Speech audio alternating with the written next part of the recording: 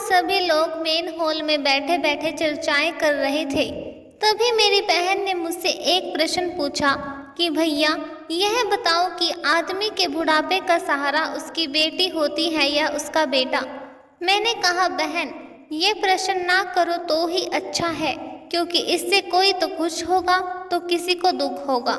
तो अन्य सभी लोग जिद करने लगे नहीं नहीं यह बात तो बतानी ही पड़ेगी, वह भी विस्तार से।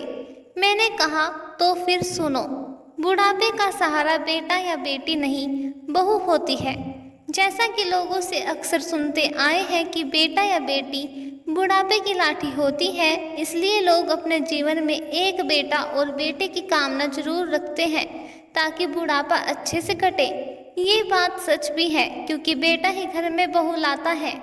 बहू के आ जाने के बाद एक बेटा अपनी लगभग सारी जिम्मेदारी अपनी पत्नी के कंधे पर डाल देता है और फिर बहू बन जाती है अपने बूढ़े सास ससुर की बुढ़ापे की लाठी।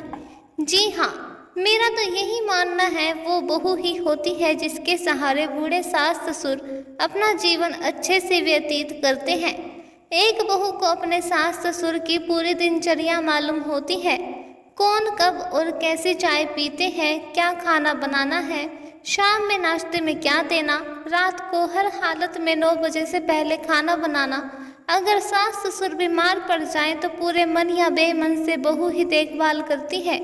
अगर एक दिन के लिए बहू बीमार पड़ जाए या कहीं चले जाए तो पूरे घर की धुरी हिल जाती है।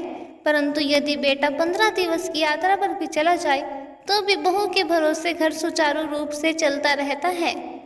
बिना बहू के सास ससुर को ऐसा लगता है जैसे उनकी लाठी ही किसी ने छीन ली हो।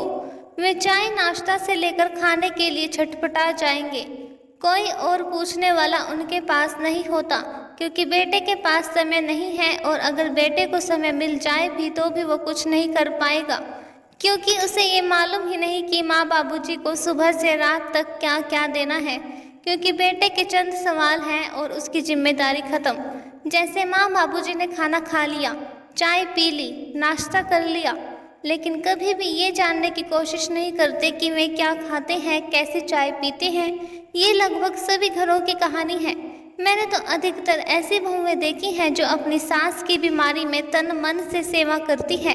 इसलिए मेरा मानना है कि बहू ही होती है बुढ़ापे की असली लाठी। लेकिन एक बात और सच है कि आप में भी अकल होनी चाहिए कि हर वक्त मेरा राजा बेटा, मेरी रानी बेटी की रट छोड़ मेरी अच्छी बहू रानी की रट भी लगानी चाहिए। अतः अपनी बहू में सिर्फ कमियां न ढूंढे, उसकी अच्छाइयों की कदर करें। आज का संदेश बहू की त्याग और सेवा को पहचानिए। बेटा एवं बेटी से पहले बहू को अपना मानिए और मेरी बेटी मेरा अभिमान, मेरा बेटा मेरा अभिमान कहना छोड़े, गर्व से कहो मेरी बहू मेरा अभिमान। दोस्तों, ऐसे ही और वीडियोस को देखने के लिए हमारे channel the quest of spirit से जुड़े रहिए। धन्यवाद।